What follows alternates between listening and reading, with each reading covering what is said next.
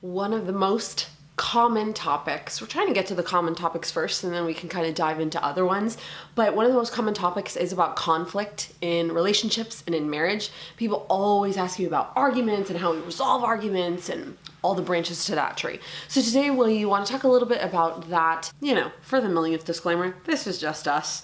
We're not talking about anybody else. This is just our marriage, and you guys have found us sharing about these things openly and honestly helpful. So that's why we just want to talk about this topic today. It's definitely something we've worked on over time. Still working on now. Yes. That we were not good at when we were dating very much. I think we're better now. I think we're a lot better now. We try to keep our marriage as conflict-free as possible. Do you want to start or do you want me to start? Go ahead. One of the best things, one of the most helpful things that I think I could speak for myself, only you can speak to yourself.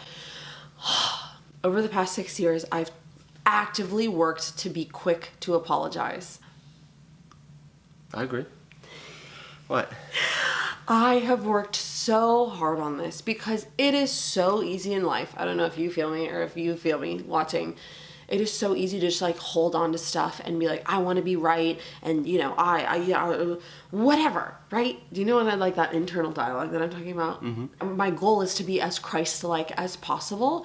So in every situation when I know that I've done wrong, or I know that I said the wrong thing, or I know that I said something that was unfair or untrue to Daniel, I try to be stop it right in its tracks and say, I'm so sorry that I said that I did that, as quickly as I possibly can. And that has translated over to my whole entire life, and that has been so freeing. How have you done that, you feel, though? Just in those moments, right? When I said, and you say, you shouldn't have said that to me. And I say, you know what? You're right. I'm sorry. Genuinely, working on this within myself, within my path to holiness, to say, I don't want to wrong other people. Mm-hmm. I don't want to harm you. I don't want to harm anyone, right? Even if it's with my mom or one of my sisters, to say, oh my gosh, I am so sorry that I did that I said that. Stopping myself in my tracks in those moments, recognizing when I have done wrong and apologizing as fast as I can, actively, practically. I think it has a lot to do with pride, of course, right? I mean, that's in my, whenever I would, Good point. I think especially in the beginning of our relationship, we were just trying to figure it out, and, I knew my communication was absolutely horrible, and how I communicated. So also in these moments, right, if I knew I had said something that, I knew I regret saying, or I did something I shouldn't have done, or whatever it was, there's a big, what is it, swallow your pride, that was the expression, right? That's the swallow your pride. The first step to do. Hard. Which is obviously way easier said than done, because especially in the beginning, it's something that you actively have to choose to do and humble yourself and know, okay, well, for me at least, I don't want to admit that I'm wrong. You know what I mean? And he really, that's something that you've always struggled with. So it's hard for everybody to say, I was wrong. Exactly. It's so hard. And it's harder for some people than it is for others. Yeah, but it's something that you can actively work on. And I think that we've worked on that a lot through our relationship. And it's been, I feel now it's a completely, I'm not saying night and day, but there's a completely, big difference to how it was just by actively working on that. So I think it's a lot about, swallowing your pride, but also in contrast to what you just said, where, you feel you've said something's wrong when you stop yourself in your tracks. The other thing I feel that would come up with me is that when I know that even though I said something that was right, which I knew I was not wrong in, but even though if you had interpreted differently, you thought it was something different or whatever it was, and even though I know I wasn't actually in the wrong, and maybe you were in the wrong, you know what I mean? Yeah. But not to hammer and drive that point through then, so that, I think there's two sides to that coin, you know what I mean? And obviously we've both been on either side. Totally. Many times. Yeah, but that's, I would definitely agree on the one hand, just to stop yourself in your tracks, swallow your pride, say, hey, listen, I shouldn't have said that. I'm just going to, before this drags on or turns into something. Oh my gosh, that turns into a week-long thing. However long, you just stop it right then and there as soon as you can. And that automatically, making yourself vulnerable, I feel like that, really changes the dynamic of the conversation. It shows the other person, okay, they're willing to be vulnerable, they're taking something back, they didn't mean what they said, and it changes the conversation before it spirals into something that, you never anticipated it to come, want it to become. Neither of both of you want it to become some argument or whatever, right? I mean, no one's looking for that drama whatever you want to call it. So just, nipping it in the butt, the other, right from the get-go is the way to do it. And it's been so fruitful, I feel. I totally agree. It's nipping it in the bud. Bud. People think it's butt, but it's bud. But it's true. Getting it right then and there is been a game changer for us, because it's true. Like, we haven't had very long fights. I know couples that have fights that last for 3 and 4 and 7 days, but for us, they wouldn't last a whole day, but it was like in the early on in marriage, it was like a couple of hours that we would be upset and, because you both don't want to give up ground. I want to be right and this and that. Yeah. Figuring out within both of ourselves how to do that, like, more quickly. And to say, like, does this really matter? Like, I know Daniel's wrong and I know I'm right. Or he's saying, I know Emily's wrong and I know I'm right. But whatever. Yeah. Like, this is such small potatoes. This isn't a life or death situation. Let's just move on. Yeah. I'm not going to, arm wrestle you to know that, I was right this time. It's not worth it. But obviously, again, it's way easier said than done. And we still work on that, right? There's still times that we have to... Totally. Oh, yeah. We're not saying, we're perfect at this. No. This is something we're working on today, and we're going to work on tomorrow, and next week, and next month. Yeah, but obviously, with anything that you practice makes perfect, right? If you keep doing that and actively work on that, I think it gets easier over time. Yeah, exactly. It just goes on its own. And you've created a dynamic, I feel, between you and I, where we can have our conversation, even if it is a heated conversation, and just right then and there halt it and say, okay, you know what, I take that back. And then, we talked about that in our marriage video. Exactly, yeah. You maybe, I don't know if you want to recap on No, that, you can. Like, our whole I take it back thing. Some of you messaged me about that, like, oh, I implemented that in our marriage, and it was so helpful. Yeah. You could explain So basically what it entails is that whenever you say something and you don't mean it, you can genuinely say, okay, I want to take that back. And that the other person will acknowledge that, and you say, I want to take it back, I take it back. And the other person says, okay, I forgive you for that. That really wipes it off the table, and the other person cannot, quote unquote, not use that as maybe not the right term, but they can't bring it up, or it's not part of the conversation. It's, things that are in the past are in the past, and we don't bring them up, or, say, oh, remember 2 weeks ago when you said this. All that stuff is, old news and not applicable anymore. So totally. When you can take something back so that you, obviously, because we all sometimes say things that are not well thought of. Right, like in the heat of the moment, right? When exactly. I'm flustered or frustrated with the boys. I'm like, oh, you never change their poopy diapers. This is an example, right? To say that. Like, if I said that. And he's like, that's not true. And I'm like, you know what? You're right. I take that back. I'm just saying that because I'm frustrated, and I've changed 3 poopy diapers today while you've been working, which is totally valid.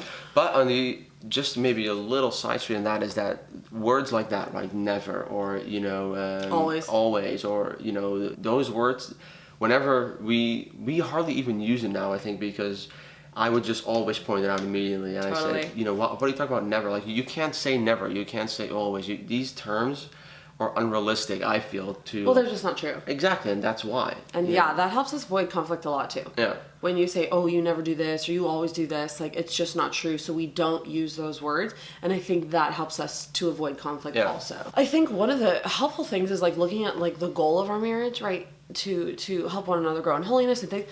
But one of the goals of our marriage is peace, right? To keep a home that's filled with peace, to keep, like, peace, like, as a beautiful thing between us. And so looking at how we can achieve that goal together, I think, has been one of the underlying things in every moment where we reach, like, an argument or a conflict, to say, like, okay, how can we achieve peace together? Recognizing that unity within us, and that our goal together is to achieve peace, right? And not to, like, let Daniel walk all over me and, like, just be like, oh, I'll just keep the peace and, let him do whatever he wants, and him saying the same thing about me, but, like, saying, how can we get to peace within our marriage, like, together, within this thing that we're both frustrated about or angry with each other about. Peace is the goal. Like, let's figure out how to get there together. I would say that happens more for me at least, on a, like, subconscious level, you know what I mean? Because that is the end goal, is to have peace in this home, in our marriage, and love, and all those things that are good and holy. So that is part of the bigger, circle, so to speak, of just having faith be the center of our marriage and all of that, and that's all, I would say, part of that spectrum, so to speak. Yeah. But those little things, like we just mentioned, they all add into achieving that goal as well of peace, and just having a more joyful and less stressful, or I mean, we're both not dramatic people. Not at all. We have no drama. Yeah. Like at all in our lives, in our friendships, yeah. or anything like that. Yeah. It's just not the kind of people we are. And I think you and I, we try to just resolve things, Yeah. sooner than later, instead of having something drag on, because it just weighs us, Yeah, because we know that harmony feels better than discord. And for some people, like, that takes going to see a marriage counselor. People who, like, cannot, and that's never off the table for us, right? We've never gone to see a marriage counselor up through these past 6 years.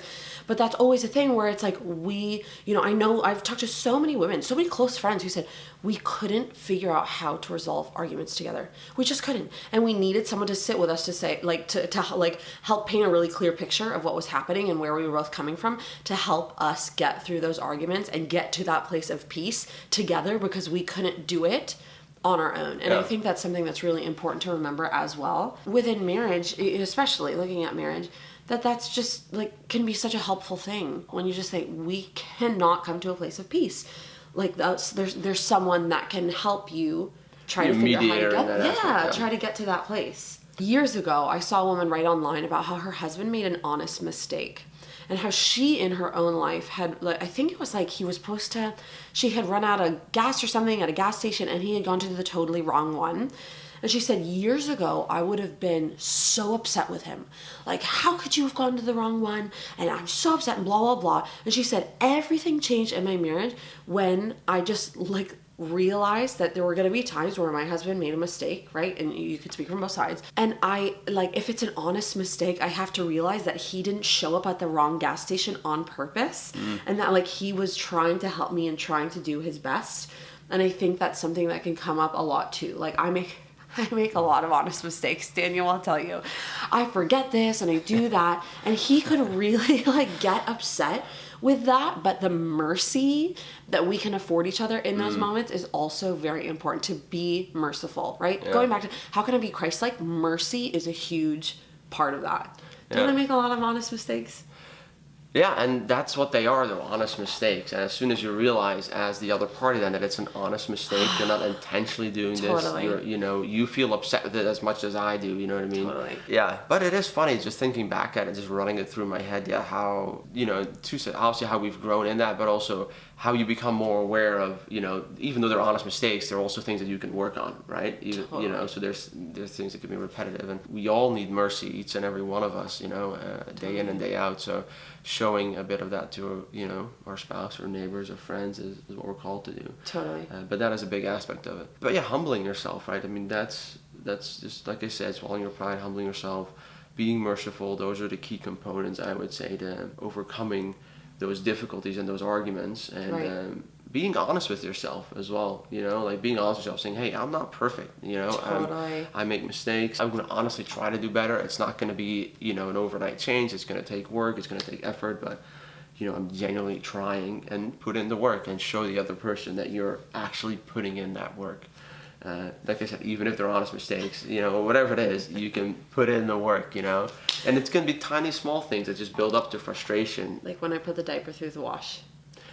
Yeah, so that was an honest mistake. I think I handled that pretty well. You handled that super well. Right. I wrote about it on on Instagram. I was just so troubled by the world, and I literally ran a diaper through the wash, and it's a problem. And if you ever run a diper, there's all these little beads in a diaper. You know right, what I mean? the absorbent beads. It just goes everywhere. So yeah, that was a hassle. It was a total honest mistake, and he walked up. He's like, "What is all this stuff?" He was like pulling something out, and he's like, "What is all of this?"